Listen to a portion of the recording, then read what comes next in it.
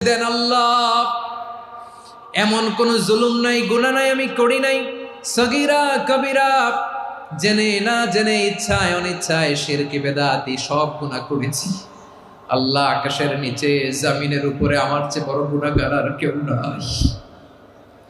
চোখের পানি ছেড়ে আল্লাহরে বলেন, আল্লাহ আমি ছাড়া তোমার গোলামের অভাব নাই, তুমি ছাড়া আমার দ্বিতীয় কোনো রব নাই, তুমি ছাড়া তো কেউ আমার গুনাহ ক্ষমা করার নাই, তুমি আমার রব, তুমি আমার সব। বলতে পারবেন?